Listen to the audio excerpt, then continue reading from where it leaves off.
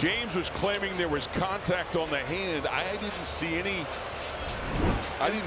Yan yung sinabi ng Phoenix Suns commentator sa nangyari sa endgame ng Suns versus Lakers nga. Pero bro, tignan nyo naman yung angulo na ito. Sa pagtira ni LeBron, boom! Humahawak literal si Booker sa kamay niya.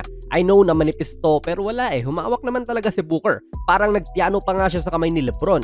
Which is foul naman talaga kahit gaano kanipis at tatawagan ng ref yan kung sa tingin nga nila ay worthy of a foul to, di ba?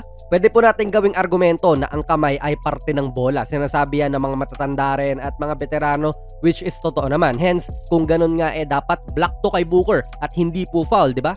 Mali pa rin po idol kasi nangyayari lang naman yung hand is part of the ball kapag po ang konteksto o pangyayari ay incidental contact. Heto yung sinabi sa rules idol. Ayon sa point 5B ng rule number 12 letter B section 1 and I quote, incidental contact with the hand against an offensive player shall be ignored if it does not affect the player's speed, quickness, balance, and or rhythm. So tell me idol, fan ka man ng team or player na to or hater or anything in between, objectively speaking ba? Sa tingin mo ba yung contact na ito ni Booker ay hindi naka-apekto sa speed, quickness, balance, and or rhythm ni LeBron? Hindi po incidental contact ang ginawa ni Booker kasi siya mismo yung nag-swipe. Siya mismo yung umabot dyan kay LeBron para tapalin.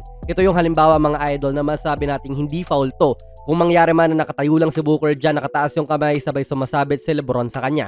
Yan po ay maaaring hindi maging foul kasi yun ay incidental contact na. Hindi si Booker yung nag-initiate ng contact pag ganito.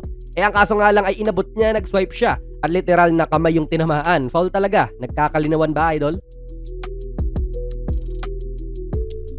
Nas, paano naman yung kay Brooks, yung na-eject siya? For context mga idol, no? Kaya siya na-eject kasi nagkaroon na siya ng technical foul sa game na ito before pa mangyari yan. Siguro nalimutan na niya kasi literal na wala pang 2 minutes nagsisimula yung laro. Technical foul na kagad siya. Dito yan sa bungguan pa rin nila ni LeBron. Sa una nilang contact, may pagtulak na dito sa dalawa. Pero doon sa pangalawa kasi, kita po natin si Brooks na nanunugod na. Ine-expect na nga rin po ni LeBron yan tapos nanulak ulit. Sabi ni ref, technical foul po si Brooks dyan. Now going back, ito baka hindi nyo po nakita pagkatira nga po ni Brooks dito at pumasok yung tres, sina ref ay wala pong ipinito rito. Meaning ay play on lang yon. Then kita po natin si Coach JJ Redick na tumawag ng timeout dyan at nilamangan na nga sila ng Phoenix. Importanteng i-take note natin yan no kasi dito pa nga lang po nagkakagulo si Brooks at LeBron. Hindi pa po natin kita sa frame. So nangyayari po yung altercation po ni Brooks at LeBron dyan habang naka-timeout at basically dead ball. Bakit importante na sabihin muna natin yon? Kasi yan lang po ang hinusgahan ng mga ref. Yung insidente nung pagsugod ni Brooks kay LeBron. Kasi heto na naman siya. Nag-a-aggressive position at inaambahan na si LeBron kahit na si LeBron basically nakatayo lang din dyan. It was at this moment na na-realize nga rin po ni Brooks na X yung ginawa niya kasi hinawakan pa nga niya actually si LeBron para hindi to matumba. Kasi maaaring umacting rin yan if hindi makita ng mga ref. So this is on Brooks kasi hindi niya hinahandle yung emosyon niya. Ganda nung pagtira niya rito to take the lead pero nagpadala siya sa emosyon at hindi tinake yung W na nakashoot siya kahit na feel niya ay na-foul siya. Tsaka kung na-foul siya, bakit si LeBron yung pinagbubuntungan niya nung inis? Hindi yung ref, di ba? So oo mga idol, may contact nga rin po si LeBron dito sa bandang midsection ni Brooks. Hindi naman din natin maikakailayan at kitang-kita naman din. Pero sa review ng mga refs ay hindi naman yung pangyayari dyan ang kanilang inassess kundi yung nangyari after. And yes, konektado nga yun, pero ganyan talaga nag-work yung officiating Tsaka okay, sabihin na natin na dapat tawagan nga rin ng foul si LeBron sa pagganyan niya kay Brooks. Pero si Brooks din naman kasi hinawakan si LeBron at iniyakap ang sarili niya para magka-contact talaga sila. So maaari i-consider din ng mga ref yan. And even itong paghawak ni Brooks sa paa ni LeBron ng saglit, maaari rin pong maging hostile act yan sa kanya gawa nung pwede talagang ma-injure itong kalaban niya if hinawakan niya at natalisod dyan. Buti ka mo hindi niya tinuloy at nakaiwas din po si LeBron.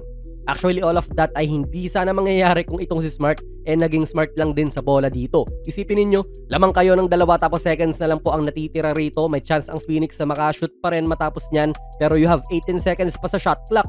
Ang matinong gawain dyan ay hold the ball lang. Hawakan nyo lang at ubusin nyo yung oras for as much as you can. Either makakashoot ka dyan o magmimintes or magpo-foul nga ang Phoenix. Pero ang importante ay maubos mo muna yung oras sa shot clock nyo, di ba? Kaso naging unsmart nga po si Marcus dito at pinilit yung layup na ito as if sila yung naghahabol. Ayan tuloy, gulo pa nung dulo. So yan yung nakita natin mga idol sa mga tawagan this game. I hope maging klaro rin to sa inyo wild talaga yung mga pangyayari. And I hope nasagot din natin yan objectively kahit na alam nyo naman kung anong panig tayo. Ang lesson talaga rito ay huwag kang magpapadala sa emosyon mo. Madalas din kasi sa mga away kalsada, sa mga krimen, ganyang split second lang na emotion yung nagiging dahilan kung bakit may nakukulong. Back up ng study to idol, 60 to 90% ng mga violent crimes ay impulsive in nature daw or sa Tagalog, pabigla-bigla. Ayon yan sa study ni Browers et al. Ng Tilburg University 15 years ago. At nadali rin po si Brooks niyan dahil pabigla-bigla siyang nanggaganyan nang hindi nag-iisip ng maayos. Panalo sana sila. Ayun, ejected tuloy. Kaya ano po ang masasabi niyo sa video natin ngayon, ilagay niyo lang po ang inyong mga komento sa ating comment section. Kung nagustuhan niyo po ang ating video ay pakipindot na lang idol ng like button, mag-subscribe ka na rin sa ating channel. And ako nga pala si Jonas PB and as always, hanggang sa muli.